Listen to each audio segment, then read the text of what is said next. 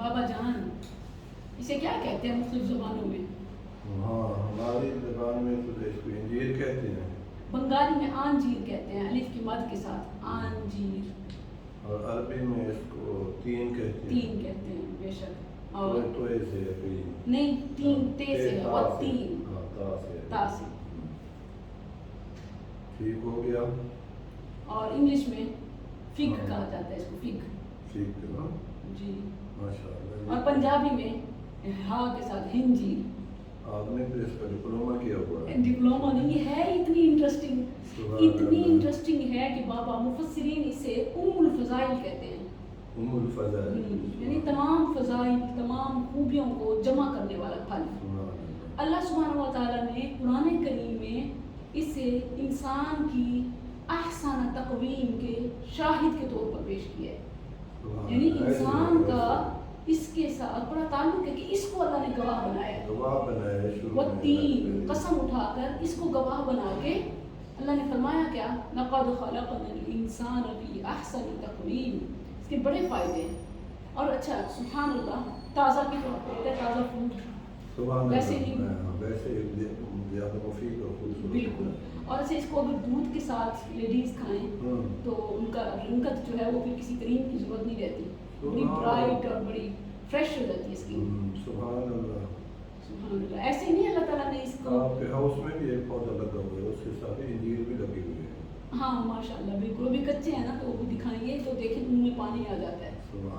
سبحان اللہ. فبأي آلاء ربكما تكذبان. لیجیے بابا جان بسم اللہ. سبحان اللہ. دیکھیں بھائی رنگت دیکھیں اس کی کیسی جامنی رنگت ہے. سبحان اللہ. اور کھانے میں دیکھ کے منہ میں پانی آ رہا ہے جیسے اس کے فضائل سننے کا اور زیادہ.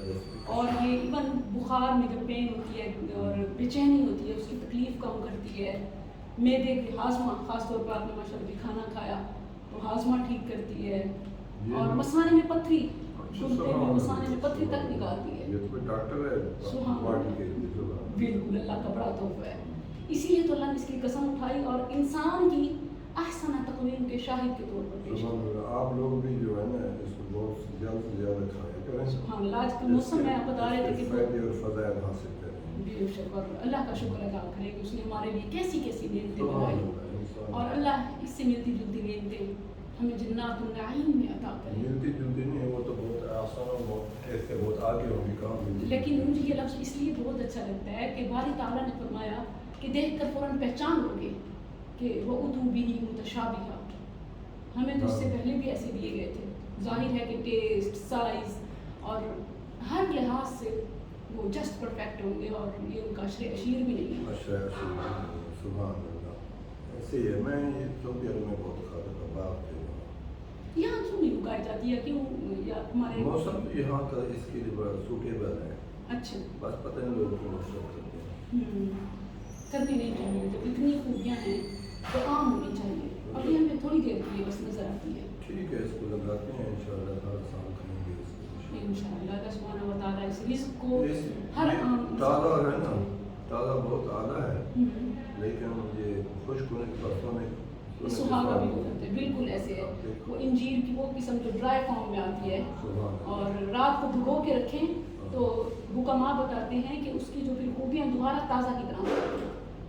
رات کو بھگو کے رکھا جائے صبح اگر واش کر کے بھگویا تو پانی بھی پی لیں اور اس کو بھی کھا لیں تو وہ جو تازہ میں جو پراپرٹیز ہوتی ہیں وہ دوبارہ اس میں آ جاتی ہیں. اللہ اکبر. ہمیں اور سب کو یہ نصیب کرے.